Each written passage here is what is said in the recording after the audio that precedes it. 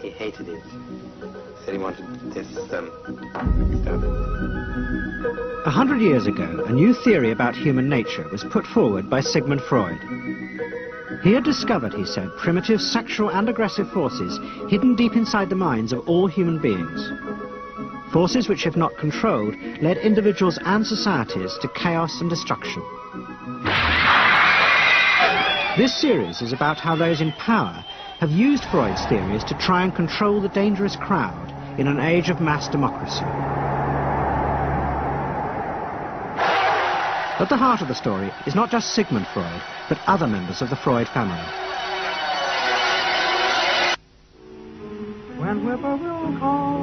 This episode is about Freud's American nephew, Edward Bernays. Bernays is almost completely unknown today, but his influence on the 20th century was nearly as great as his uncle's. Because Bernays was the first person to take Freud's ideas about human beings and use them to manipulate the masses.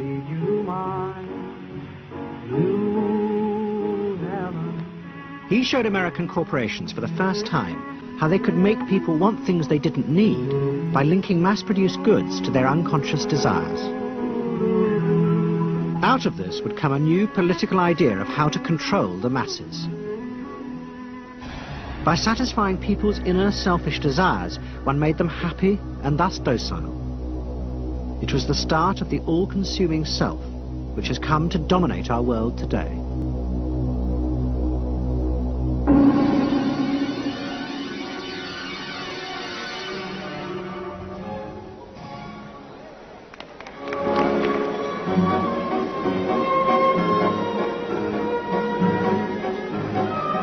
Freud's ideas about how the human mind works have now become an accepted part of society, as have psychoanalysts. Every year, the psychotherapist ball is held in a grand palace in Vienna. This is the psychotherapy ball. Psychotherapists come, some advanced patients come, or former patients come, and many other people, friends, but also people from the Viennese society who like to go to a nice, elegant, comfortable ball.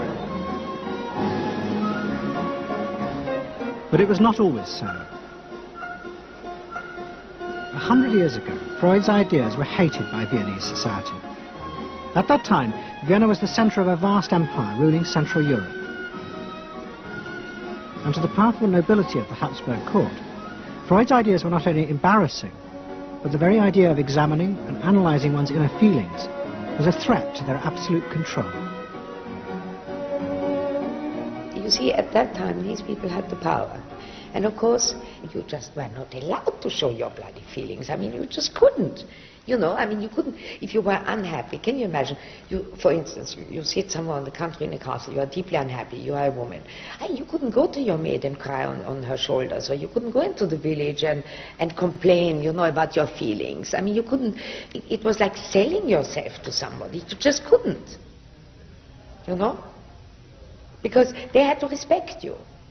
Now, of course, Freud, you see, put that thought very much into question, because you see, to examine yourself, you would have to put a lot of other things into question, your society, everything that surrounds you.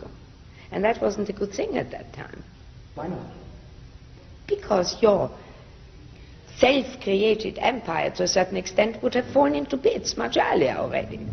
But what frightened the rulers of the empire even more was Freud's idea that hidden inside all human beings were dangerous instinctual drives. Freud had devised a method he called psychoanalysis.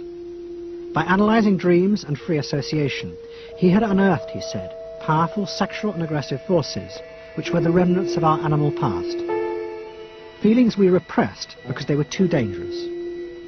Freud devised a method for exploring a hidden part of the mind, which we nowadays call the unconscious, which is a part that is totally unknown to our consciousness.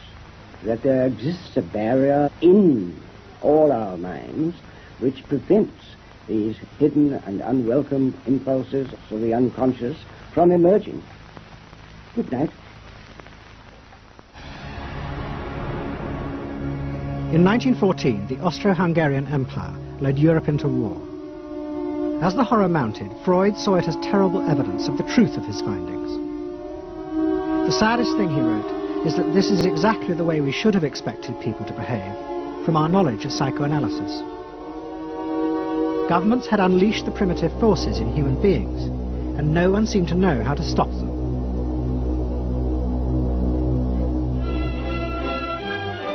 At that time, Freud's young nephew, Edward Bernays, was working as a press agent in America.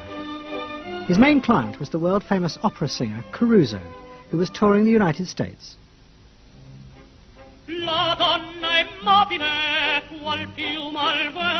Bernays' parents had emigrated to America 20 years before, but he kept in touch with his uncle and joined him for holidays in the Alps. But Bernays was now about to return to Europe for a very different reason. On the night that Caruso opened in Toledo, Ohio, America announced it was entering the war against Germany and Austria. As a part of the war effort, the US government set up a Committee on Public Information, and Bernays was employed to promote America's war aims in the press. The President, Woodrow Wilson, had announced that the United States would fight not to restore the old empires, but to bring democracy to all of Europe. And Bernays proved extremely skillful in promoting this idea, both at home and abroad.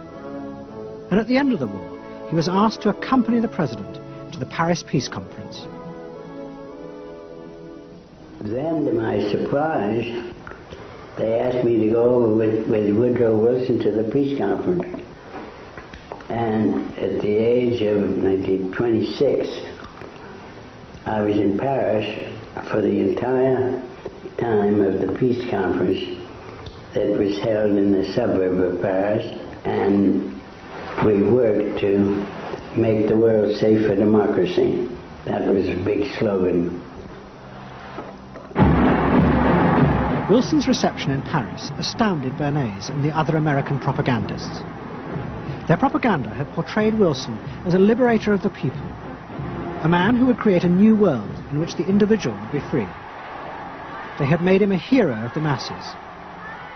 And as he watched the crowd surge around Wilson, Bernays began to wonder whether it would be possible to do the same type of mass persuasion, but in peacetime. When I came back to the United States, I decided that if you could use propaganda for war, you could certainly use it for peace. And propaganda got to be a bad word because of the Germans using it. So what I did was to try to find some other words. So we found the word Council on Public Relations.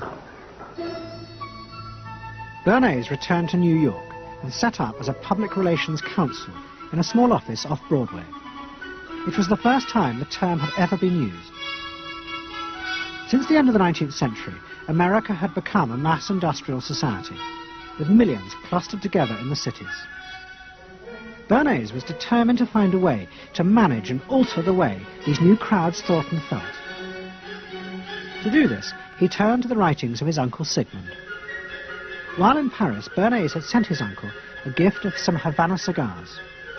In return, Freud had sent him a copy of his general introduction to psychoanalysis. Bernays read it, and the picture of hidden irrational forces inside human beings fascinated him.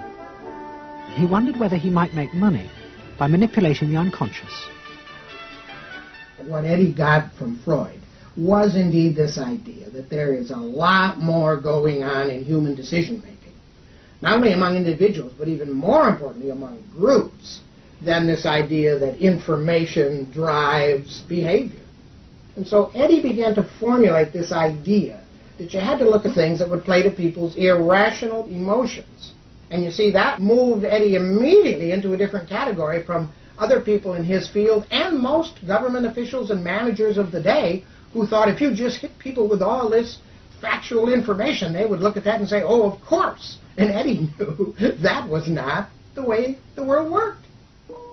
Bernays set out to experiment with the minds of the popular classes. His most dramatic experiment was to persuade women to smoke. At that time, there was a taboo against women smoking, and one of his early clients, George Hill, the president of the American Tobacco Corporation, asked Bernays to find a way of breaking it. He said, we're losing half of our market because men have invoked a taboo against women smoking in public. Can you do anything about that? I said, let me think about it. And then I said, have I your permission to see a psychoanalyst to find out what cigarettes mean to women? He said, what'll it cost? So I called up Dr. Brill, A.A. Brill, who was a leading psychoanalyst in New York at that time. How come you didn't call your uncle? Why didn't you call your uncle? Because he was in Vienna. A.A. Brill was one of the first psychoanalysts in America. And for a large fee, he told Bernays that cigarettes were a symbol of the penis and of male sexual power. He told Bernays that if he could find a way to connect cigarettes with the idea of challenging male power, then women would smoke, because then they would have their own penises. Every year, New York held an Easter Day parade to which thousands came, and Bernays decided to stage an event there. He persuaded a group of rich debutantes to hide cigarettes under their clothes.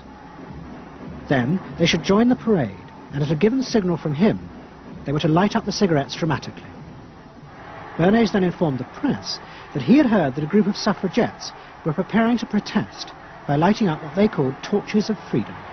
He knew this would be an outcry, and he knew that all of the photographers would be there to capture this moment, and so he was ready with a phrase which was torches of freedom.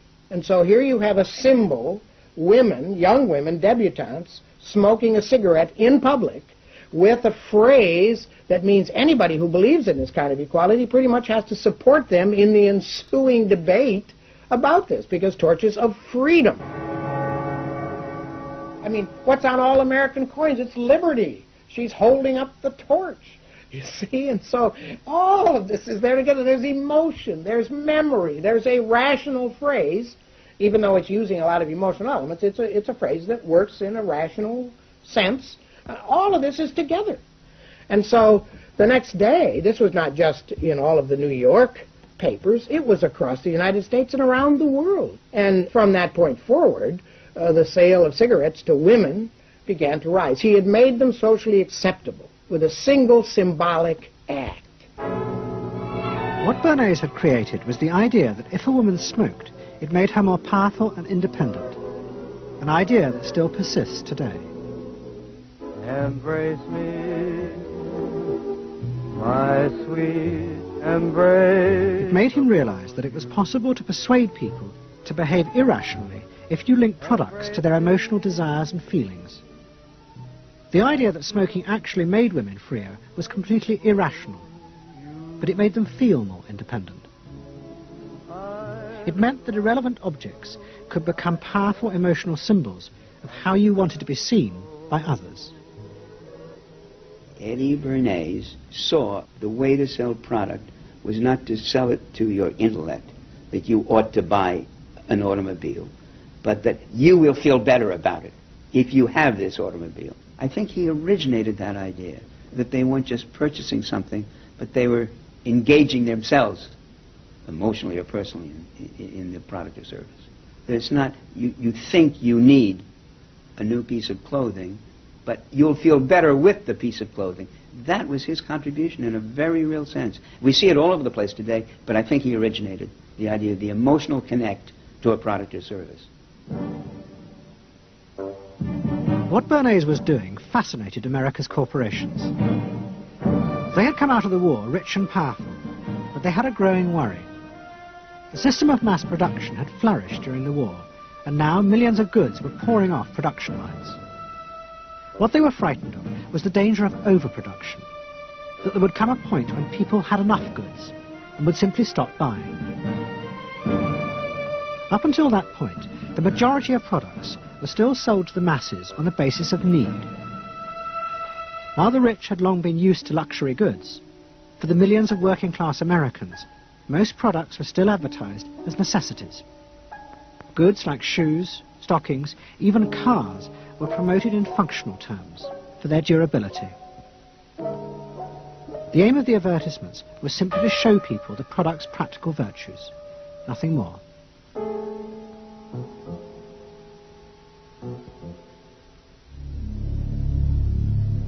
What the corporations realized they had to do was transform the way the majority of Americans thought about products. One leading Wall Street banker, Paul Mazur of Lehman Brothers, was clear about what was necessary. We must shift America, he wrote, from a needs to a desires culture. People must be trained to desire, to want new things even before the old have been entirely consumed. We must shape a new mentality in America. Man's desires must overshadow his needs. Prior to that time, there was no American consumer. There was the American worker, and there was the American owner, and they manufactured and they saved, and they ate what they had to, and the people shopped for what they needed. And while the very rich may have bought things they didn't need, most people did not. And Mazur envisioned a break with that, where you would have things that you didn't actually need, but you wanted, as opposed to needed. And the man who would be at the center of changing that mentality for the corporations was Edward Bernays. Bernays really is the guy within the United States, more than anybody else, who sort of brings to the table psychological theory as something that is an essential part of how, from the corporate side, of how we are going to appeal to the masses effectively. And the whole sort of merchandising establishment and sales establishment is ready for Sigmund Freud. I mean, they are ready for understanding what motivates the human mind. And so that there's this real openness to Bernays' techniques being used to sell products to the masses. Beginning in the early 20s, the New York banks funded the creation of chains of department stores across America. They were to be the outlets for the mass-produced goods, and Bernays' job was to produce the new type of customer. Bernays began to create many of the techniques of mass consumer persuasion that we now live with. He was employed by William Randolph Hearst to promote his new women's magazines, and Bernays glamorized them by placing articles and advertisements that linked products made by others of his clients to famous film stars like Clara Bow, who was also his client. Bernays also began the practice of product placement in the movies, and he dressed the stars at the film's premieres with clothes and jewelry from other firms he represented. He was, he claimed, the first person to tell car companies they could sell cars as symbols of male sexuality. He employed psychologists to issue reports that said products were good for you and then pretended they were independent studies. He organized fashion shows in the department stores and paid celebrities to repeat the new and essential message. You bought things not just for need, but to express your inner sense of yourself to others. There's a psychology of dress. Have you ever thought about it? How it can express your character? You all have interesting characters, but some of them are all hidden. I wonder why you all want to dress always the same, with the same hats and the same coats. I'm sure all of you are interesting and have wonderful things about you, but looking at you in the street, you all look so much the same. And that's why I'm talking to you about the psychology of dress. Try and express yourselves better in your dress. Bring out certain things that you think are hidden. I wonder if you've thought of this angle of your personality. I'd like to ask you some questions. Why do you like short skirts? Oh, because there's more to see. More to see, eh?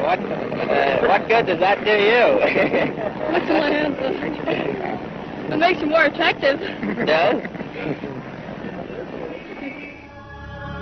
In 1927, an American journalist wrote, "A change has come over our democracy. It is called consumptionism. The American citizen's first importance to his country is now no longer that of citizen, but that of consumer." The growing wave of consumerism helped in turn to create a stock market boom. And yet again, Edward Bernays became involved, promoting the novel idea that ordinary people should buy shares, borrowing money from banks he also represented. And yet again, millions followed his advice.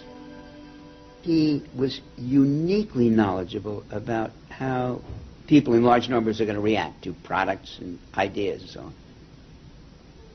But in political terms, if he were to go out, so I can't imagine that he could get 3 people to stand and listen. Wasn't particularly articulate, was a kind of funny looking, and didn't have any sense of reaching out for people one-on-one. None at all. He didn't think about people in groups of 1, thought about people in groups of thousands. So I would have nothing to do with it. Hello? Bernays soon became famous as the man who understood the mind of the crowd. And in 1924, the president contacted him. President Coolidge was a quiet, taciturn man and had become a national joke. The press portrayed him as a dull, humorless figure. Bernays' solution was to do exactly the same as he had done with products. He persuaded 34 famous film stars to visit the White House. And for the first time, politics became involved with public relations. And I lined up these 34 people, and I'd say, "What's your name?" He'd say, "Al Jolson." I'd say, "Mr. President, Al Jolson." Next day, every newspaper in the United States had a front page story: President Coolidge entertains actors at White House. And the Times had a headline which said, "President nearly laughed." And everybody was happy. But while Bernays became rich and powerful in America, in Vienna his uncle was facing disaster. Like much of Europe, Vienna was suffering an economic crisis and massive inflation, which wiped out all of Freud's savings. Facing bankruptcy, he wrote to his nephew for help. Bernays responded by arranging for Freud's works to be published for the first time in America, and began to send his uncle precious dollars, which Freud kept secretly in a foreign bank account. He was Freud's agent, if you will, to get his books published. Well, of course, once the books were being published, Eddie couldn't help himself but to promote these books, see that everybody read them, make them controversial, emphasize the fact that, do you know what Freud says about sex and what he says cigarettes are a symbol of, and so on and so forth? How do you suppose all those stories got out? Certainly the academics weren't spreading these around the country. Eddie Bernays was. Then, when Freud became accepted, well then, of course, to go to a client and say, "Well, Uncle Siggy," see, then that had some cachet. But notice there, first Eddie created Uncle Siggy in the U.S., made him acceptable, secondly, and thirdly, then capitalized on Uncle Siggy. Typical Bernays performance. Bernays also suggested that Freud promote himself in the United States. He proposed his uncle write an article for Cosmopolitan, a magazine that Bernays represented, entitled "A Woman's Mental Place in the Home." Freud was furious. Such an idea, he said, was unthinkable. It was vulgar, and anyway, he hated America. Freud was now becoming increasingly pessimistic about human beings. In the mid-20s, he retreated in the summers to the Alps, sometimes staying in an old hotel, the Pension Moritz in Berchtesgaden. It is now a ruin. Freud began to write about group behavior, about how easily the unconscious aggressive forces in human beings could be triggered when they were in crowds. Freud believed he had underestimated the aggressive instincts in human beings. They were far more dangerous than he had originally thought. After World War I, Freud was basically a pessimist. He felt that man is an impossible creature, a very, very sadistic and bad species, and did not believe that man can be improved. Man is a ferocious animal, the most ferocious animal that exists. They enjoy torturing and killing, and he didn't like man. The publication of Freud's works in America had an extraordinary effect on journalists and intellectuals in the 1920s. What fascinated and frightened them was the picture Freud painted of submerged, dangerous forces lurking just under the surface of modern society. Forces that could erupt easily to produce the frenzied mob which had the power to destroy even governments. It was this they believed had happened in Russia. To many, this meant that one of the guiding principles of mass democracy was wrong. The belief that human beings could be trusted to make decisions on a rational basis.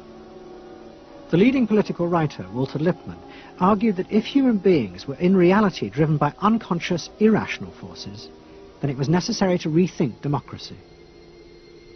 What was needed was a new elite who could manage what he called the bewildered herd.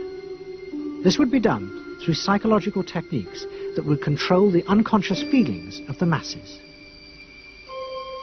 So here you have Walter Lippmann, probably the most influential political thinker in the United States, who is essentially saying that the basic mechanism of the mass mind is unreason, is irrationality, is animality. He believes that the mob in the street, which is how he sees ordinary people, are people who are driven not by their minds but by their spinal cords. The notion of kind of animal drives, unconscious instinctual drives lurking beneath the surface of civilization. And so they started looking towards psychological science as a way of understanding the mechanisms by which the popular mind works, specifically with the goal of figuring out how to understand how to apply those mechanisms to strategies for social control. Edward Bernays was fascinated by Lippmann's arguments and also saw a way to promote himself by using them. In the 1920s, he began to write a series of books which argued that he had developed the very techniques Lippmann was calling for. By stimulating people's inner desires and then sating them with consumer products, he was creating a new way to manage the irrational force of the masses. He called it the engineering of consent. Democracy, to my father, was a wonderful concept, but I don't think he felt that all those publics out there would have reliable judgment, and that they very easily might vote for the wrong man or want the wrong thing, so that they had to be guided from above. It's enlightened despotism in a sense. You appeal to their desires and their unrecognized longings, that sort of thing. That you can tap into their deepest desires or their deepest fears and use that to your own purposes. And then, in 1928, a president came to power who agreed with Bernays. President Hoover was the first politician to articulate the idea that consumerism had become the central motor of American life. After his election, he told a group of advertisers and public relations men, "You have taken over the job of creating desire and have transformed people into constantly moving happiness machines. Machines which have become the key to economic progress." What was beginning to emerge in the 1920s was a new idea of how to run mass democracy. At its heart was the consuming self, which not only made the economy work, but was happy and docile, and so created a stable society. Both Bernays and Lippmann's concept of managing the masses takes the idea of democracy and it turns it into a palliative. It turns it into giving people some kind of feel-good medication that will respond to an immediate pain or an immediate yearning, but will not alter the objective circumstances one iota. I mean, democracy really, the idea of democracy at its heart was about changing the relations of power that had governed the world for so long. And Bernays' concept of democracy was one of maintaining the relations of power, even if it meant that one needed to sort of stimulate the psychological lives of the public. And in fact, in his mind, that was what was necessary. That if you can keep stimulating the irrational self, then leadership can basically go on doing what it wants to do. Bernays now became one of the central figures in a business elite that dominated American society and politics in the 1920s. He also became extremely rich and lived in a suite of rooms in one of New York's most expensive hotels, where he gave frequent parties. Oh my goodness. He had a home in the corner suite of the Sherry Netherland Hotel. And here's this wonderful suite with all these windows looking out on Central Park and across at the plaza and on the square. And he would use this place to hold a soiree. The mayor would come. All the media leaders would come, the political leaders, the business leaders, the people in the arts. I mean, it was a who's who. People wanted to know Eddie Bernays because, you know, he himself became a sort of a famous man, a sort of a magician who could make these things happen. He knows everybody. He knows the mayor and he knows the senator, and he calls politicians on the telephone, as if he did get literally a high or a bang out of doing what he did. And that's fine, but it can be a little hard on the people around you, especially when you make other people feel stupid. People who worked for him were stupid, and children were stupid, and if people did things in a way that he wouldn't have done them, they were stupid. It was a word that he used over and over and over, dope and stupid. And the masses? They were stupid.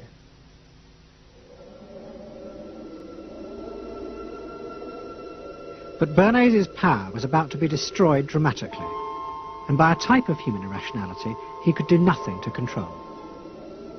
At the end of October 1929, Bernays organised a huge national event to celebrate the 50th anniversary of the invention of the light bulb. President Hoover, the leaders of major corporations, and bankers like John D. Rockefeller were all summoned by Bernays to celebrate the power of American business. But even as they gathered, news came through that shares on the New York Stock Exchange were beginning to fall catastrophically. Throughout the 1920s, speculators had borrowed billions of dollars. The banks had promoted the idea that this was a new era where market crashes were a thing of the past. But they were wrong. What was about to happen was the biggest stock market crash in history. Investors had panicked and begun to sell in a blind, relentless fury that no reassurance by bankers or politicians could halt. And on the 29th of October 1929, the market collapsed.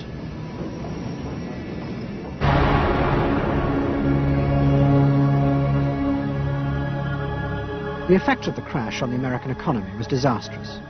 Faced with recession and unemployment, millions of American workers stopped buying goods they didn't need. The consumer boom that Bernays had done so much to engineer disappeared, and he, in the profession of public relations, fell from favour. Bernays' brief moment of power seemed to be over.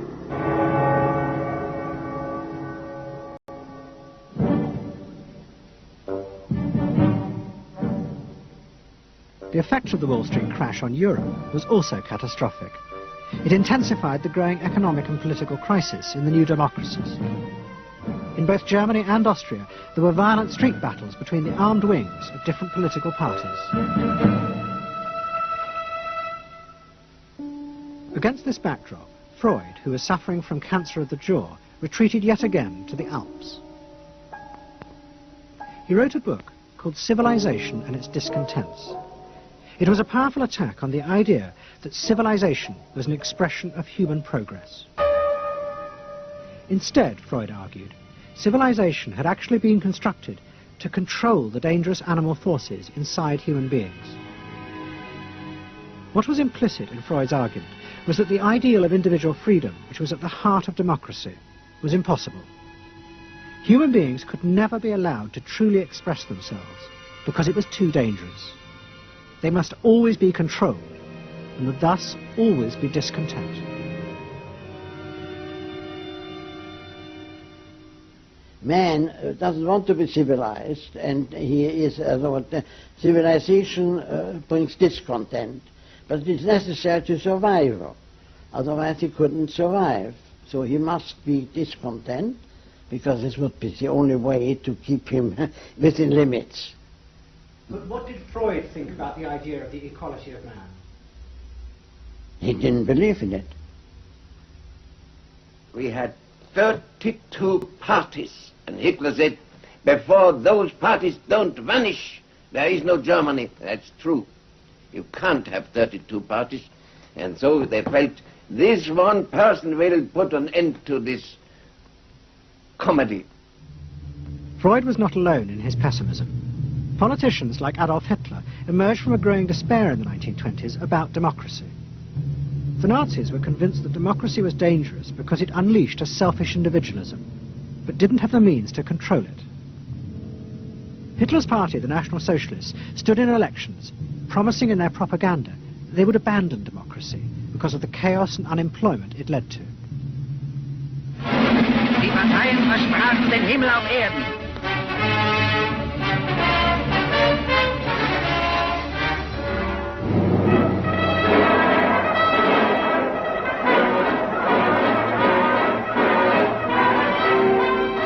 In March 1933, the National Socialists were elected to power in Germany, and they set out to create a society that would control human beings in a different way. One of their first acts was to take control of business. The planning of production would in future be done by the state. The free market was too unstable, as the crash in America had proved.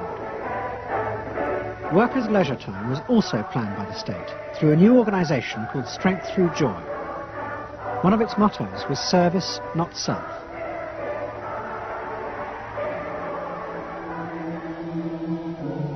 But the Nazis did not see this as a return to an old form of autocratic control. It was a new alternative to democracy, in which the feelings and the desires of the masses would still be central, but they would be channeled in such a way as to bind the nation together. The chief exponent of this was Joseph Goebbels, the Minister of Propaganda. Es mag gut sein, Macht zu besitzen, die auf Gewehren ruht. Besser aber und beglückender ist es, das Herz eines Volkes zu gewinnen und es auch zu behalten. Goebbels organized huge rallies, whose function, he said, was to forge the mind of the nation into a unity of thinking, feeling, and desire. One of his inspirations, he told an American journalist, was the writings of Freud's nephew, Edward Bernays. In his work on crowd psychology, Freud had described how the frightening irrationality inside human beings could emerge in such groups. The deep, what he called libidinal forces of desire, are given up to the leader, while the aggressive instincts are unleashed on those outside the group. Freud wrote this as a warning, but the Nazis were deliberately encouraging these forces because they believed they could master and control them.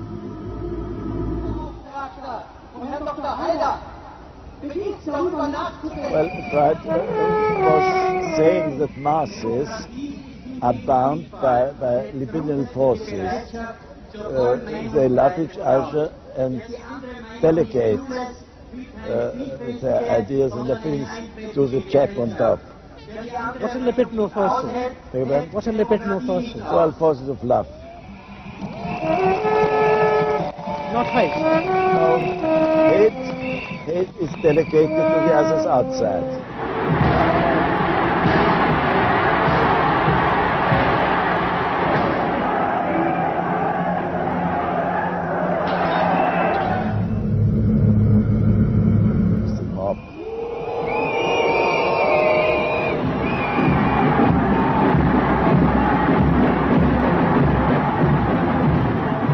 I could see from afar, looking up Wilhelmstraße towards Unter den Linden, how those 100,000 of people, when they passed Hitler, they just became completely delirious. They began to shout these cries I will never get out of my ears. Heil, Sieg, Heil. They demented. And here I got confirmation how those irrational forces, uncontrollable forces in Germany, in the Germans, had erupted, had broken out, were running riot, were departing, marching on.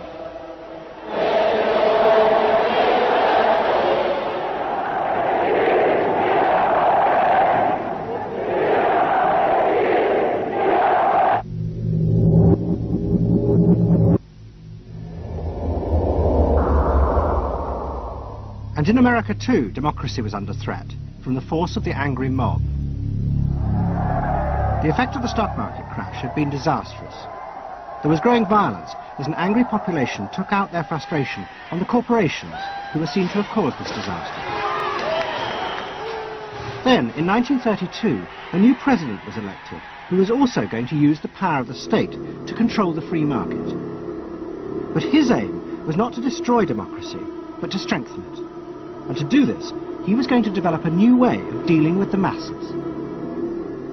I am prepared, under my constitutional duty, to recommend the measures that a stricken nation in the midst of a stricken world may require.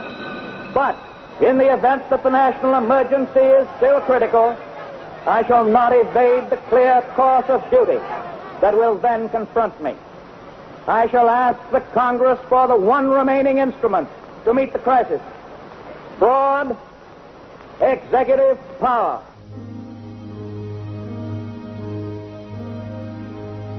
It was the start of what would become known as the New Deal.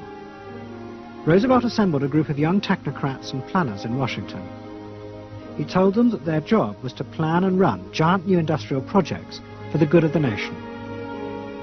Roosevelt was convinced that the stock market crash had shown that laissez-faire capitalism could no longer run modern industrial economies. It had become the job of government. Big business was horrified, but the New Deal attracted the admiration of the Nazis, especially Joseph Goebbels. Wir betrachten die wirtschaftliche Entwicklung in Amerika mit dem allergrößten positiven Interesse. Und wir sind dort der festen Überzeugung, dass Präsident Roosevelt und seine Berater auf dem richtigen Wege sind. Es handelt sich in der Tat um das größte wirtschaftliche und soziale Problem aller Zeiten. Die vielen Millionen Arbeitslosen, die ihre Plätze an den Maschinen und in den Kontoren verloren haben, wieder an ihre alten Arbeitsstellen zurückzuführen. Das kann nicht allein der privaten Initiative überlassen werden. Ausschlaggebend ist, dass die öffentliche Hand mit positiven Maßnahmen eingreift. But although Roosevelt, like the Nazis, was trying to organize society in a different way, unlike the Nazis, he believed that human beings were rational and could be trusted to take an active part in government. Roosevelt believed it was possible to explain his policies to ordinary Americans and take into account their opinions. To do this, he was helped by the new ideas of an American social scientist called George Gallup. Favorite reading of New Deal Washington, the survey of U.S. public opinion. From offices at Princeton, New Jersey, a famed statistician, Dr. George Gallup, tells Washington from week to week what the nation is thinking. And in New York, Fortune magazine's analyst, Elmo Roper, compiles for publication a continuous record of the nation's approval or disapproval of how the country is being run. Gallup and Roper rejected Bernays' view that human beings were at the mercy of unconscious forces and so needed to be controlled. Their system of opinion polling was based on the idea that people could be trusted to know what they wanted. They argued that one could measure and predict the opinions and behavior of the public if one asked strictly factual questions and avoided manipulating their emotions. Well, how about this one? Do you think Franklin D. Roosevelt's New Deal has been bad for the nation in general? No, that question's loaded. It automatically suggests an answer. Well, how about this? Is your present feeling toward President Roosevelt one of general approval or general disapproval? That's better. Prior to scientific polling, the view of many people was that you couldn't trust public opinion. It was irrational, that it was ill-informed, it was chaotic, unruly, and so forth. And so that opinion should be dismissed. But with scientific polling, I think it established very clearly that people are rational, that they do make good decisions, and this offers democracy a chance to be truly informed by the public, giving everybody a voice in the way the country is run. I know my father wouldn't necessarily say the voice of the public is the voice of God, but he did feel very much that the voice of the people is a rational voice and should be heard. What Roosevelt was doing was forging a new connection between the masses and politicians. No longer were they irrational consumers who were managed by sating their desires. Instead, they were sensible citizens who could take part in the governing of the country. In 1936, Roosevelt stood for re-election. He promised further control over big business. To the corporations, it was the beginning of a dictatorship.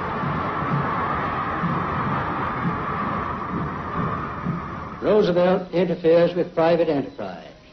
and is running the country into debt for generations to come. The way to get recovery is to let business alone.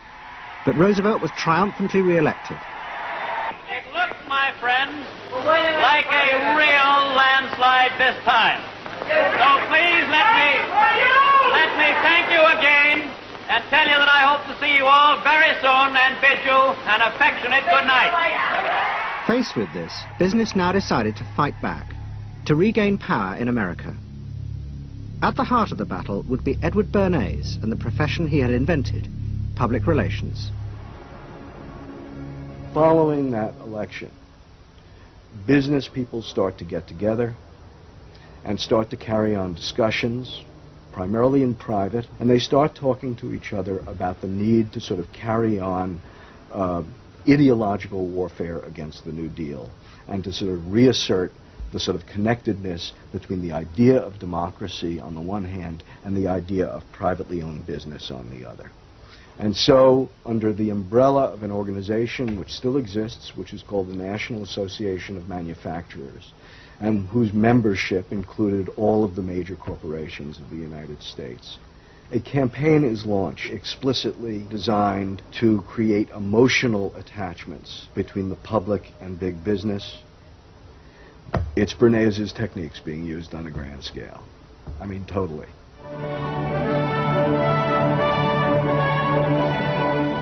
General Motors' Parade of Progress, traveling the high roads and byroads of America, bringing to millions of Americans in their own hometown the fascinating story behind modern industry, showing... The campaign set out to show dramatically that it was business, not politicians, who had created modern America. Better mode of living for all of us. Bernays was an advisor to General Motors, but he was no longer alone. The industry he had founded now flourished as hundreds of public relations advisors organized a vast campaign. They not only used advertisements and billboards, but managed to insinuate their message into the editorial pages of the newspapers. It became a bitter fight. In response to the campaign, the government made films that warned of the unscrupulous manipulation of the press by big business. And the central villain was the new figure of the public relations man. They tried to achieve their ends by working entirely behind the scenes, corrupting and deceiving the public. The aims of such groups may be either good or bad, so far as the public interest is concerned, but their methods are a grave danger to democratic institutions. The films also showed how the responsible citizen could monitor the press themselves. They could create a chart that analyzed the reporting for signs of hidden bias. But such earnest instruction was to be no match for the powerful imagination of Edward Bernays. He was about to help create a vision of the utopia that free market capitalism would build in America if it was unleashed.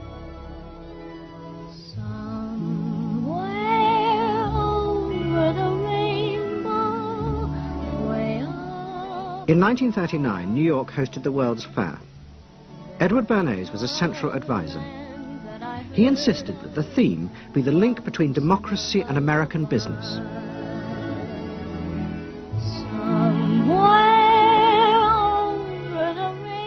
At the heart of the fair was a giant white dome that Bernays named Democracy. And the central exhibit was a vast working model of America's future, constructed by the General Motors Corporation. To my father, the World's Fair was an opportunity to keep the status quo, that is, capitalism, in a democracy. Democracy and capitalism, that marriage. Right, linking, just like that. He did that by manipulating people and getting them to think that you couldn't have real democracy in anything but a capitalist society, which was capable of doing anything, of creating these wonderful highways, of making, moving pictures inside everybody's house, of telephones that didn't need cords, of sleek roadsters. I mean, it was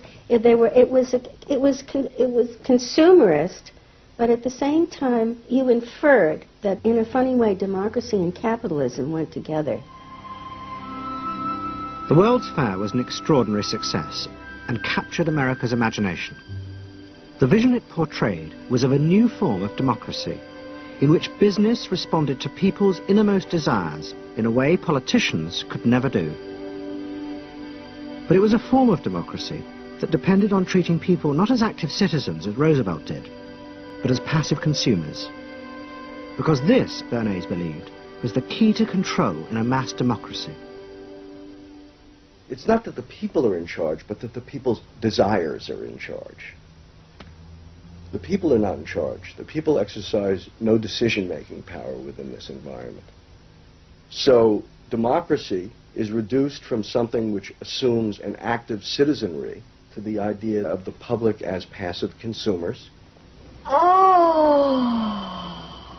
Driven primarily by instinctual or unconscious desires, and that if you can in fact trigger those needs and desires, you can get what you want from them.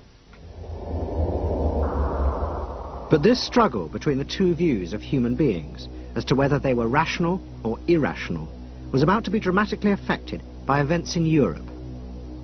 Events that would also change the fortunes of the Freud family. In March 1938, the Nazis annexed Austria. It was called the Anschluss. Hitler arrived in Vienna to an extraordinary outpouring of mass adulation. But even as he drove through the city, behind the scenes, the Nazis were systematically whipping up and unleashing the hatred of the crowd against the enemies of the new Greater Germany. The Anschluss was a kind of explosion of terrible hatred against the enemies, the so-called enemies, or whatever they considered enemies, against the Jews totally, and also against a lot of very distant Austrians who had opposed the Nazis in Austria. They said it's legitimate, now you can do what you want, so they did it. Stealing, robbing and killing, I can't say it otherwise. And human depravity, of course, is always very near to normal behavior. It can change very quickly.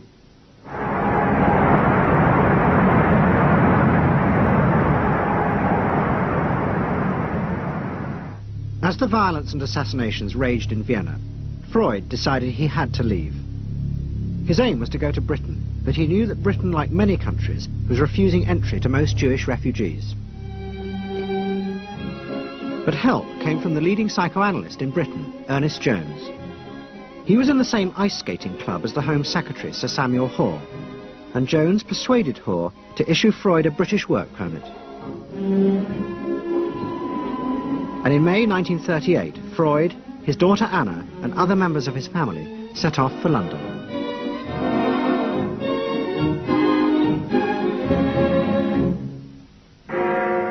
Freud arrived in London as Britain was preparing for war, and he settled with his daughter Anna in a house in Hampstead. But Freud's cancer was now far advanced, and in September 1939, just 3 weeks after the outbreak of war, he died.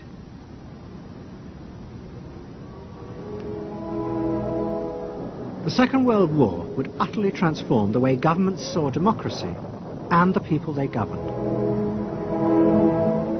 Next week's programme will show how the American government, as a result of the war,